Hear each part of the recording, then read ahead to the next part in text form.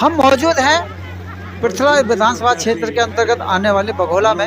यहाँ सुश्री मायावती जी और रैली कर रही हैं और जहाँ ये रैली जो आप देख रहे हैं, ये देखिए कितनी बड़ी भारी मात्रा में महिलाएं और बच्चे और बड़े और बूढ़े सब देखो कितने आ रखे। और मायावती जी जो है वो थोड़ी देर में भाषण भी देंगी, लेकिन ये जो है शुरुआत मानी जा रही है इनेलो और बसपा गठबंधन की जो संयुक्त जो रैली है उससे ये सिद्ध भी हो रहा है कि आने वाले चुनाव में इंडियन नेशनल लोकदल को किसी भी तरह की कोई भी जो है एक शक्ति मिलनी जो जा रही है उसमें कोई शंका नहीं है।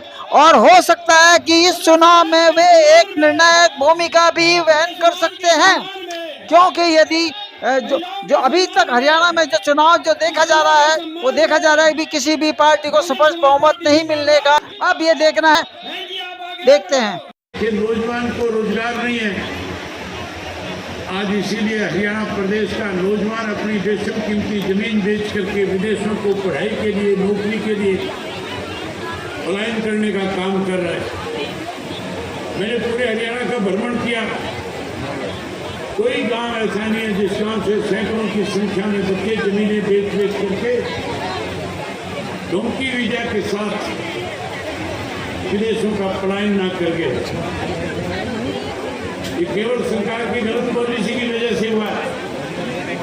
वहीं जहां हरियाणा दूध दही के मामले में पूरे देश और दुनिया में जाना जाता था, आज उस हरियाणा प्रदेश में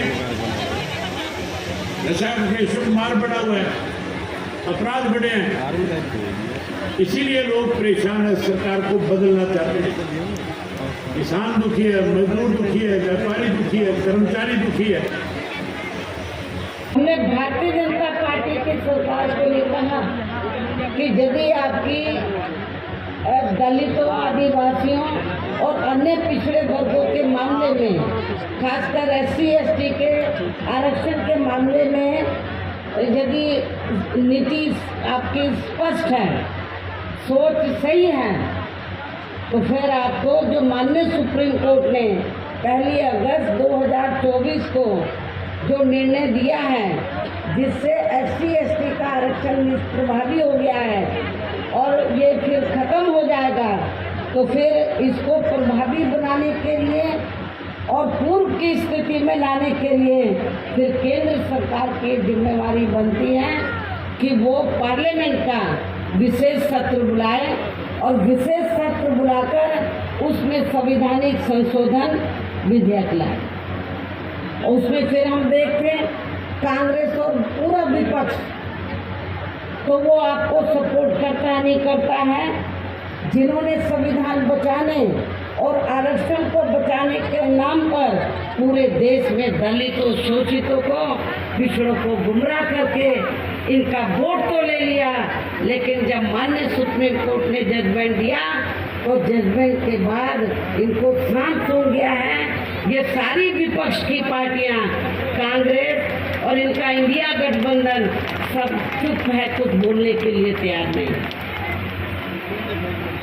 लेकिन हमारे लोगों ने भी बहुत बड़ी गलती की, उनके बहकावे में आ गए।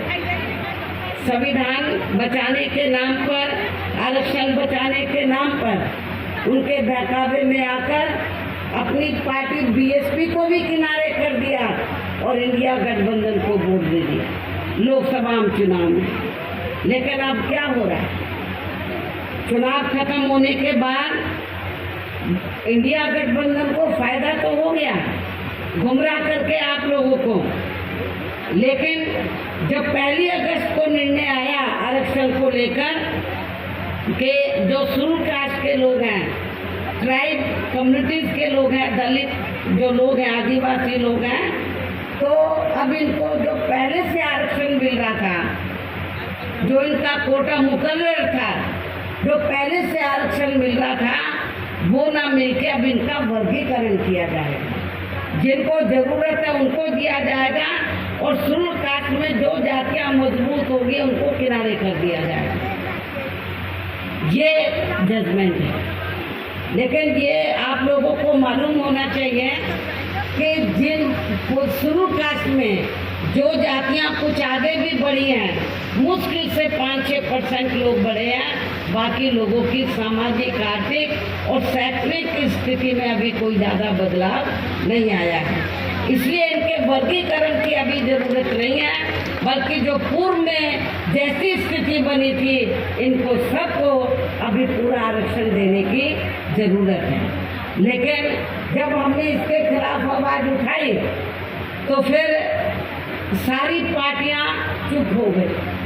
हमने बीजेपी को भी कहा कि सुप्रीम कोर्ट का जजमेंट है, आप संविधानिक संशोधन विधेयक लाइए और आप उसे पार्लियामेंट में लाकर पास कराएं। हम अपोजिशन को भी देखेंगे, इंडिया गठबंधन को भी देखेंगे कि वो आपको सपोर्ट करता है नहीं करता। तो जो बीजेपी की सरकार है सेंटर की, वो संविधानिक संशोधन विधेयक अभी तक नहीं लाई।